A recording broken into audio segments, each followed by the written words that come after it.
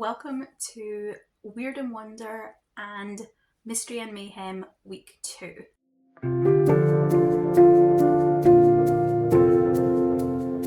Last week was a bit of a hit and miss for me. I had a great time with my audiobook, Dungeon Crawler Carl, and I had a bit of a letdown in my ARC copy and my Weird and Wonder read-along of The Vengeance. I also haven't started Ship of Magic, which I really need to get a go on if I want to finish it by the end of the month. However, once again, I am not starting a Ship of Magic. My first book for this week of the readathons is going to be A Perilous Undertaking. This is the second book in the Victoria Speedwell series by Deanna Raybourn. My copy has this yellowy gold cover, but the American edition has a really dark burgundy red, and also has a person on the cover just like this one. Since the Mystery and Mayhem hosts have said you can count whichever edition you like for the points, that means that this book is going to get me both the red cover and the person on the cover bonus points for my Mastermind team. This is the second Deanna Raybourn novel that I'll have read this month. I read Killers of a Certain Age last week, and that was a cozy retired assassins story, whereas this one is a historical mystery. For my audiobook, I plan on starting Hench this week. That is another book that will get me red cover and person on the cover, and as far as I know, it's quite a dark superhero story with a kind of millennial slant on it. I'm hoping these are both going to be big hits for me, and I will check in with you once I have made some progress on either one.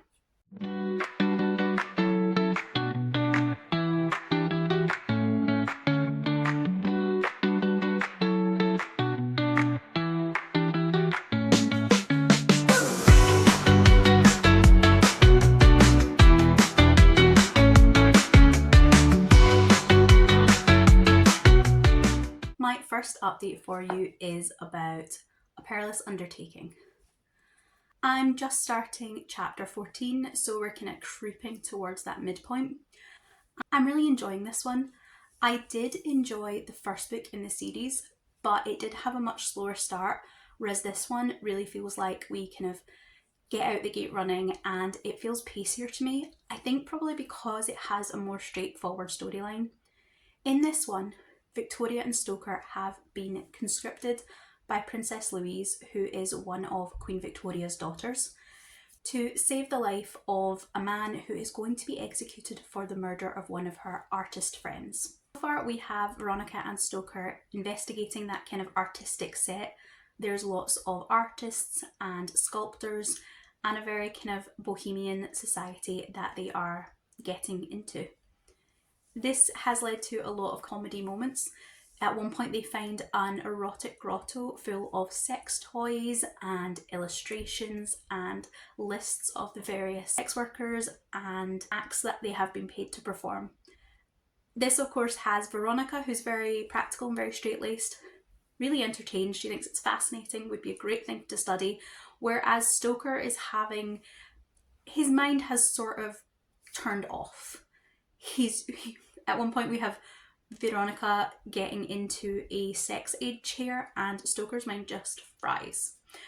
It plays a lot on that slow burn romance that has been consistent throughout the books. I am going to be fascinated at what point this does become a romance. It's very clear that both characters are attracted to each other and both characters know that the other one is attracted to them. And Deanna Raybourn does a great job of just dragging out this romantic tension so that we as the reader get to be really entertained by all the kind of frustrations and awkward moments that it creates between the two of them. At this point, I'm not entirely certain how the story is going to pan out. I do have my suspicion of if Miles Ramsford is innocent, why he has refused to give an alibi at this point. But other than that, I don't really have any indication of if he isn't guilty, then who has killed this woman, and I'm guessing that we're also going to find that out. We've had mentions of Stoker's taxidermy in this and a few mentions of Veronica's lepidoptery, but that doesn't seem to be as big a part of the story as it was in the first book. This one is far more just a historical, almost murder mystery, and not maybe as involved in the espionage that was in the first one. But obviously there's still more than half of the book to go and anything could happen.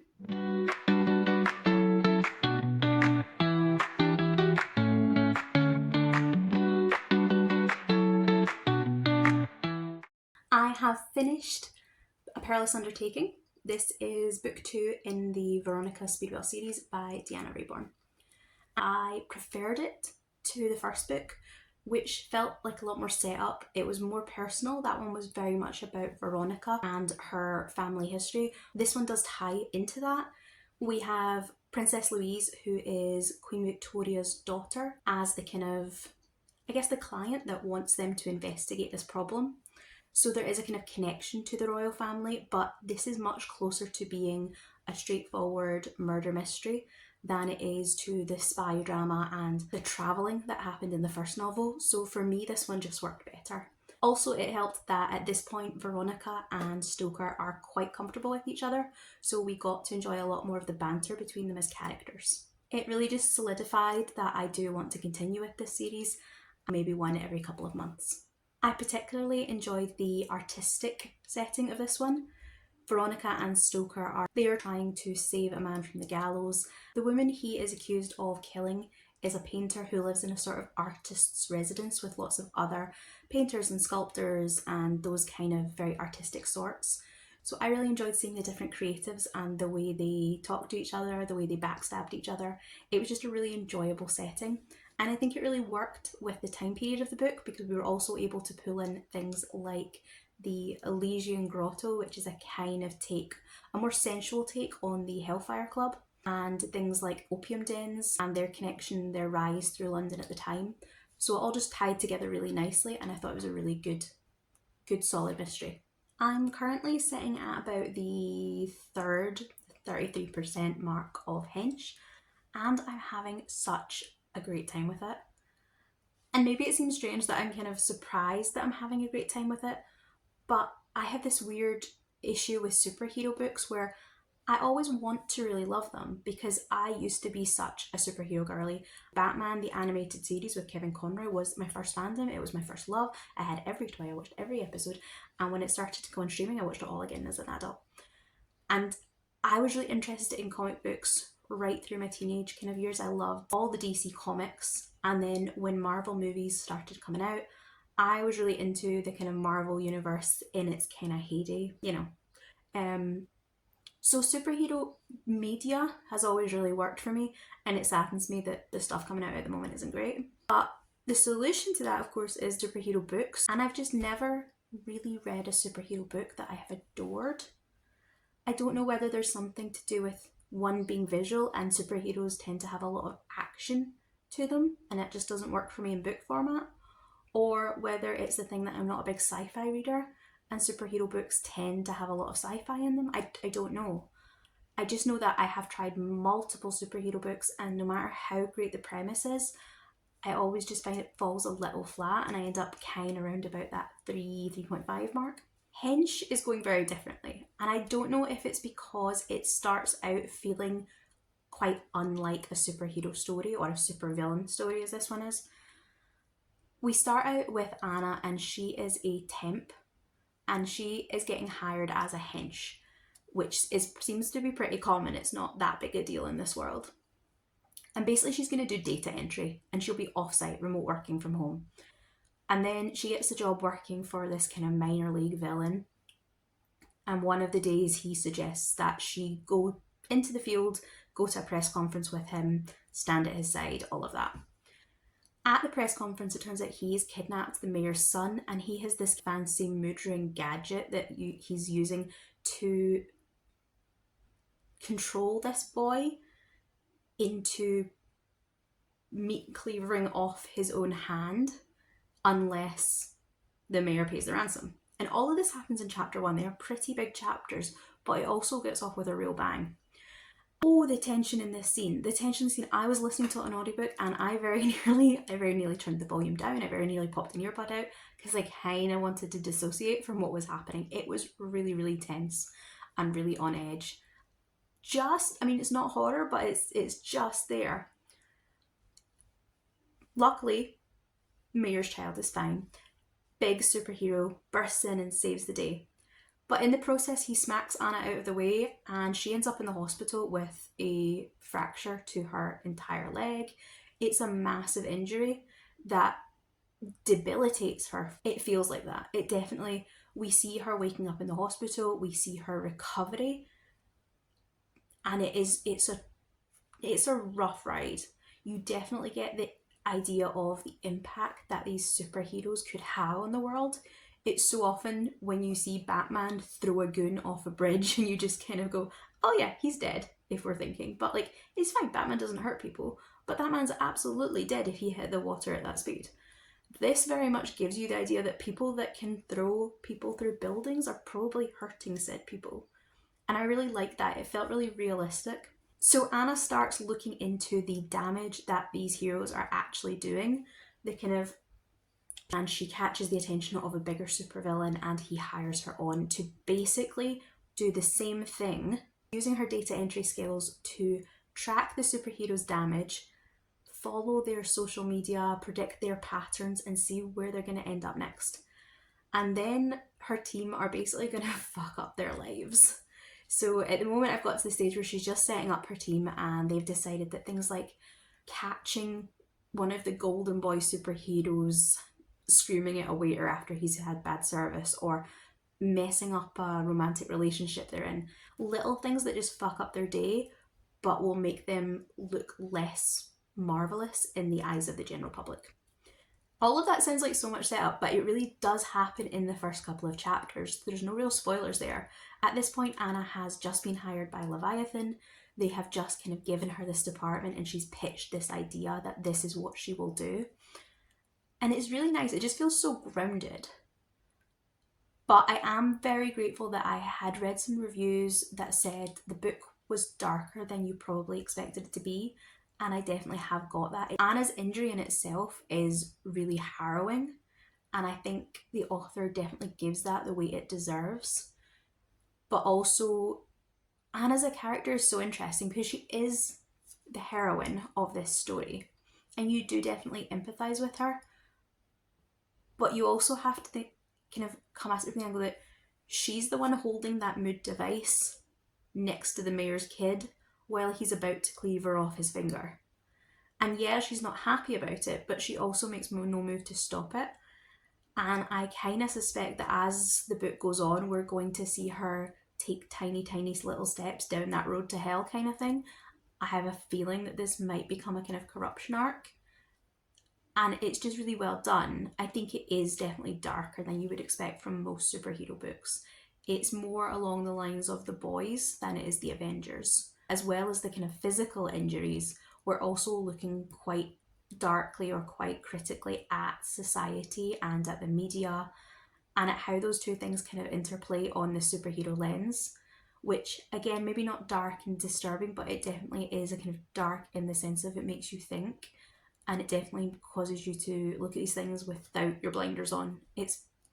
So far, it's really, really good. I don't know where we're going with it. I don't know if it's going to end up that Anna becomes the actual supervillain or whether she'll turn against Leviathan. At the moment, I'm really enjoying just her and her team. They're all great characters. And I have to say the narrator is doing a brilliant job on the audiobook. All of the voices are really unique and they're all different without being kind of cartoony.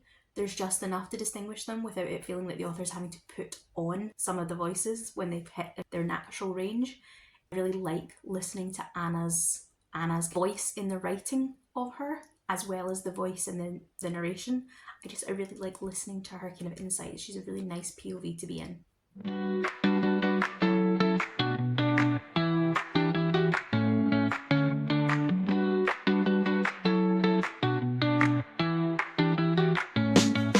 Happy Tuesday, everyone. I got to the end of Hench and I had such a great time with this book. I really wasn't expecting to enjoy it as much as I did because it's a superhero book and because I've had such bad luck with them in the past. My expectations I was keeping fairly low, and this one just blew it out of the water for me. It was exactly what I think I've probably always wanted from a superhero book and just never got. And I don't know whether that's because at the beginning of the book it stayed fairly low sci-fi and it gave me a chance to get used to the world, get used to the characters before throwing in lots of elements that I don't enjoy as much.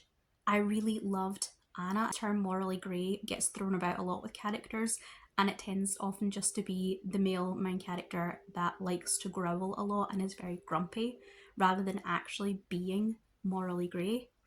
Whereas this is great because Anna is such a complex character. She has so many complicated emotions and so many contradictory feelings.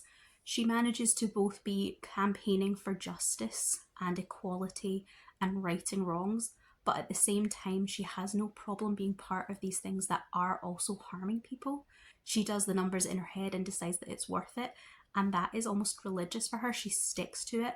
As long as she can make the numbers balance, she feels that she's in the right and she can continue this crusade, kind of no matter what the cost.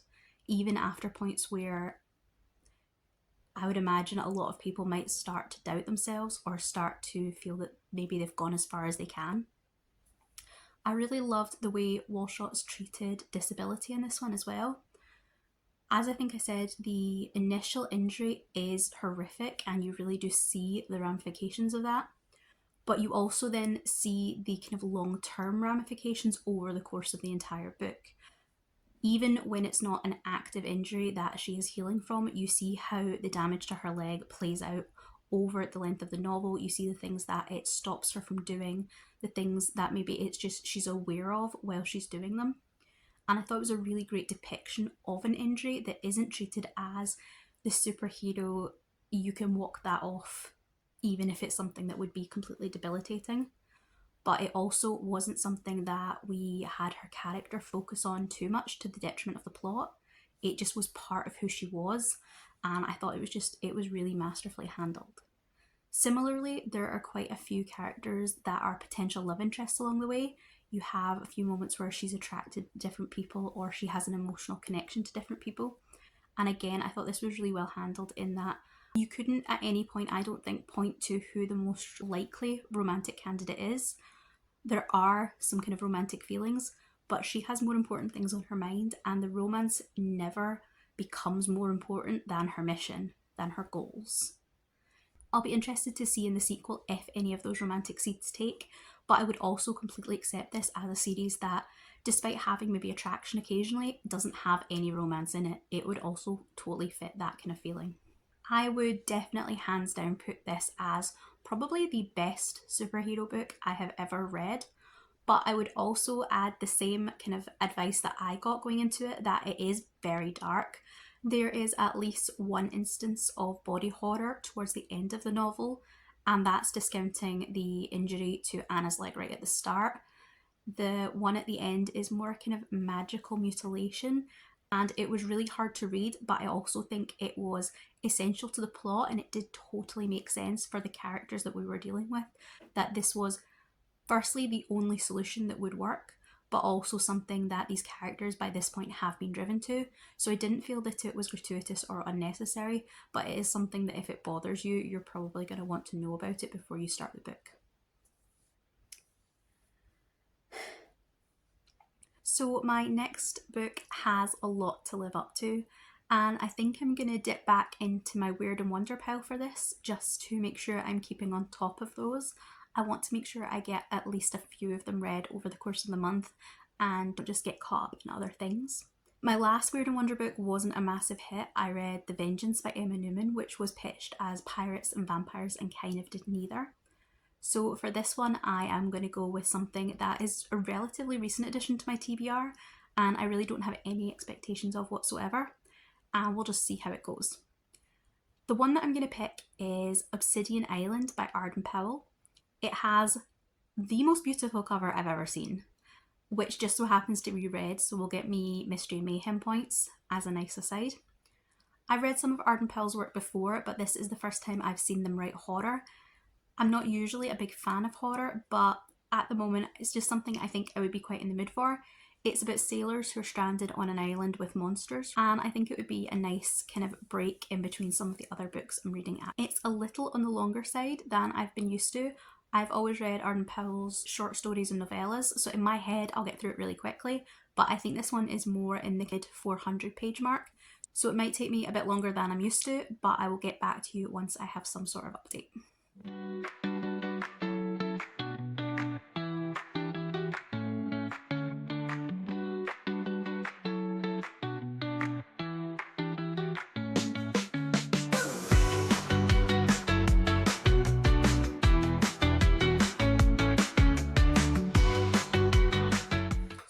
we are here for a quick update on Obsidian Island.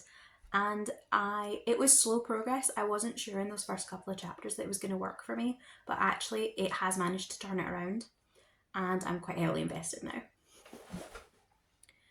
The book follows kind of 4 characters.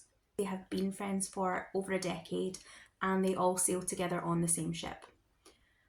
I feel like Emery is our main character, although all 4 do get POVs. His just feels like it was the first POV we were introduced to, and I feel like we flip back to him more often. I'm sure you maybe could make a case for the others too, but I feel like Emery's the protagonist. And he is a sort of naturist. He's very interested in plants, animals, that sort of thing, which gives him an interesting POV in this particular book. Then his friends are, one is the ship's doctor, one is the ship's cook, and the other is his kind of romantic interest that he's been in love with since school, but they've not said anything about it, and that's the captain of the ship. So all 4 of them in a storm have been tossed overboard, and with the damnedest luck, not only have they all been tossed overboard and survived, but they all wash up on the same island. At first it's just Emery and Rollins who is the captain, and the island seems completely idyllic. It's, sandy beaches, there's forestry, there are beautiful mysterious birds that are oddly able to guide Emery to shelter. They're able to go off and fetch him fruit when he asks for it. And the whole island just feels really beautiful. And then gradually things start to get a little strange. We have these massive butterflies that have kind of human faces almost in their markings. And then obviously you have giant butterflies, you also have these giant caterpillars and giant cocoons. And as the 4 they come together, they all kind of stumble into each other on the island. Things get stranger and more sinister. Rollins has finished eating the fruit that they've been eating, and he has found there's human teeth and like knuckle bones inside the fruit. Starting to have these strange dreams about a red-leafed tree. The dreams seem to kind of blend their memories of the 4 of them as students together and how they got to know each other with the island. It's very kind of creepingly horror. It's very well done in that you just know something's up, nothing's quite right. But because this kind of undiscovered island with the fancy setting, it takes a while for that to creep through, because all these strange things, the characters just are willing to go with it because they're already strange and they're already not what they expect. So the fact that the sinister aspect I don't think permeates for the characters the way it does for the reader, because they're already on the back foot and they're already experiencing things they've never seen before. Especially Emery as the naturalist. I will say the other characters don't seem quite as enamoured straight away as he is, but he wants to learn about the island, he wants to learn about all the creatures there, and he's very much willing to overlook these kind of big red flags. At the point we've just got to, Emery and Rollins have just met these sort of sentient tree creatures. They look like trees. The butterflies kind of like nestle into their knot heads to get pollen out of them. And although they don't speak, Emery is very sure that they understand everything he's saying. They're very strange and very kind of eerie. They're silent and just, it gives me a sort of midsummer feel. Not in any way that I can explain, but I definitely get that kind of vibe that everyone knows a secret that our main characters don't, and they're kind of being led down this path. And it's just, I'm really enjoying it. The atmosphere is very, very good. There's a sort of dreamy nightmare vibe throughout. Sometimes things, you're not entirely certain whether this is something happening in the moment or whether it's something that our protagonists are confusing with their dreams. It's all very kind of flowy and a bit of a puzzle to work through. So just to kind of wrap up Obsidian Island, I did finish it and I really enjoyed it. I definitely got more and more into it as we went along. It was a slow start, but that might just be that it's not my usual thing.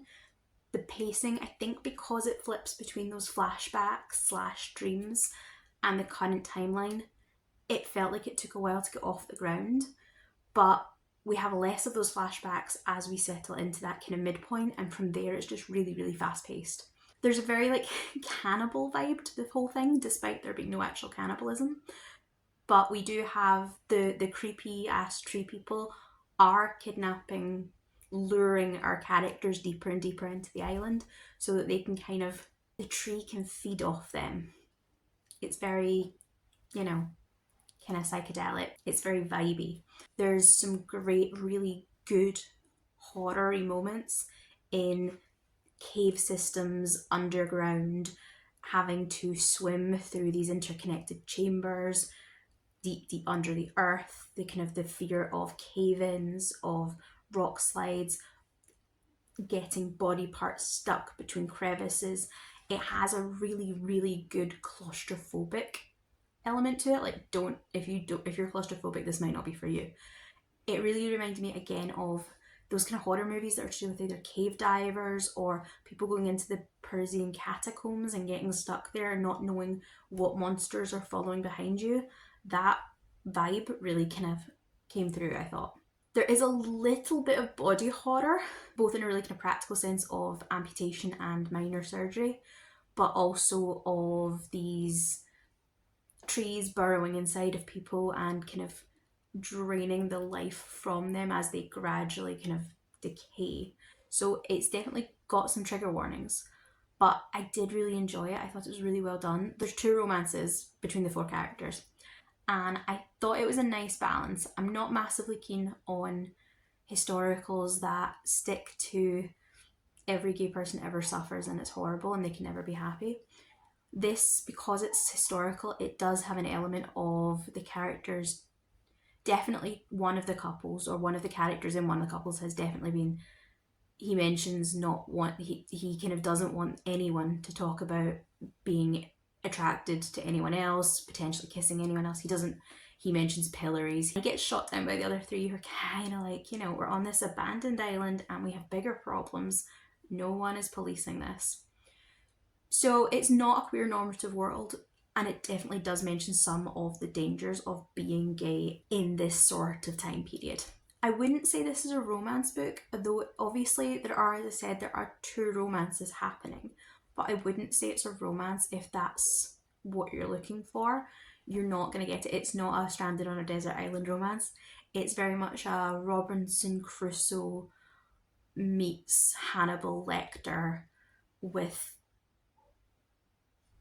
these evil sentient trees, acid trip, and it just so happens that the guy he's stuck with, he's the one he's attracted to.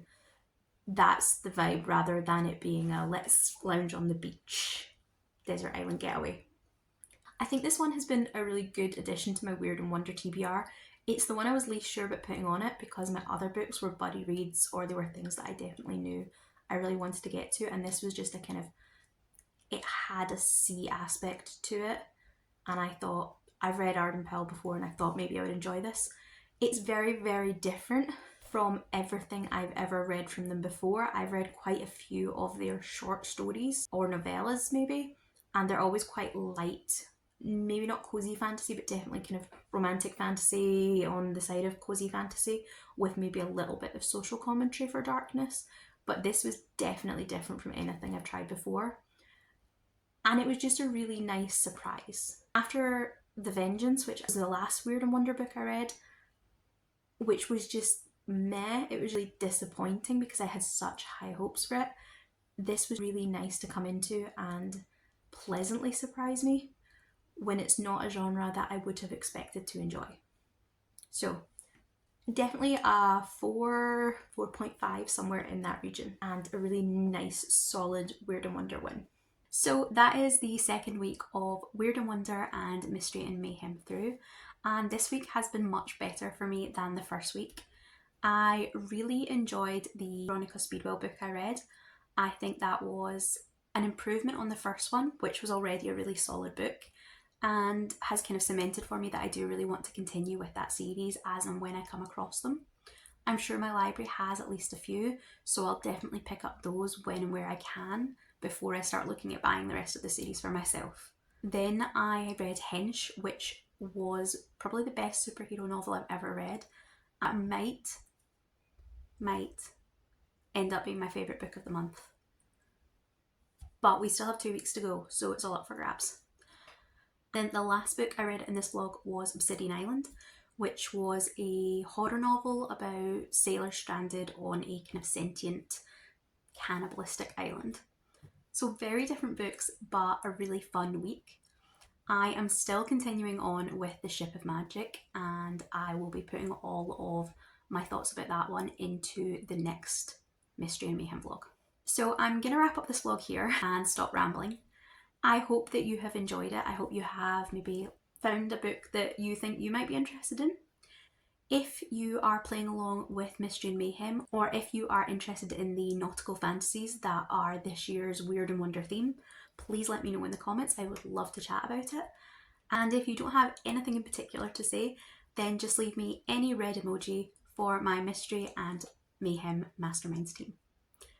I really hope to see you in the next vlog. Goodbye.